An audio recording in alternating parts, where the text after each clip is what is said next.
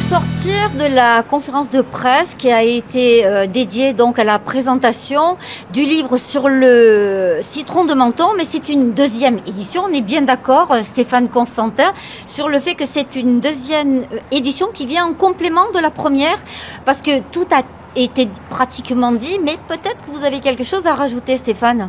Écoute, en effet, c'est complètement ça. C'est une deuxième édition de la première qui a été faite en 2005, qui était épuisée.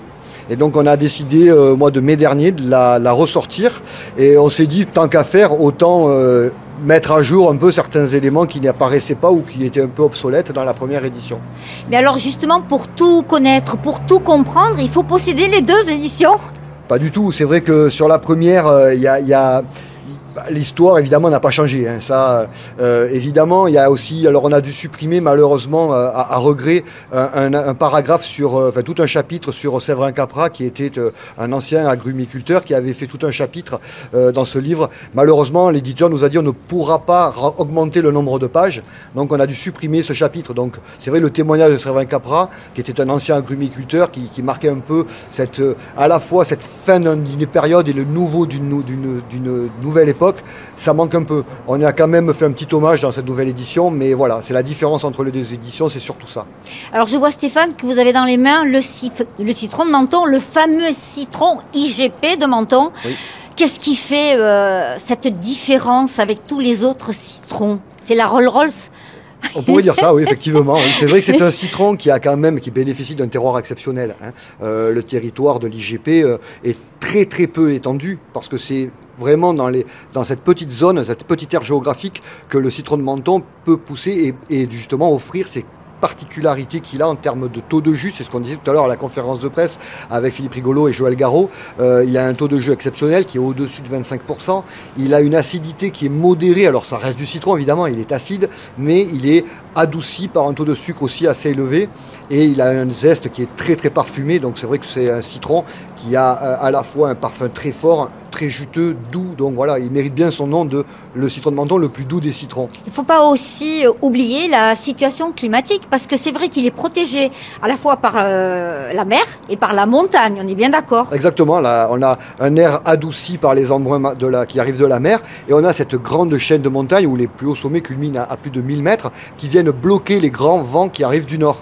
Donc c'est vrai que ce petit territoire qu'on aperçoit ici derrière nous, c'est vraiment l'air d'excellence pour le citron de Menton. J'aimerais, avant de vous quitter, quand même qu'on revienne sur cette fameuse histoire du citron de Menton, parce que depuis les siècles reculés, à l'époque, c'était quand même un citron qui faisait vivre la ville, qui était utilisé pour lutter contre le scorbut et qui se retrouvait sur toutes les tables des plus grands. Effectivement, oui, le citron de Menton, à sa belle époque, vers le XVIIe, XVIIIe siècle, était un fruit qui d'ailleurs parcourait le monde déjà à l'époque. Il partait sur les quatre coins du continent et c'est vrai qu'il avait Alors il faut savoir que Menton était l'un des plus gros producteurs d'Europe à l'époque. Hein. C'était bien avant que les concurrences italiennes et espagnoles arrivent. Et c'est vrai qu'à l'époque déjà, le contrôle de la qualité était très strict.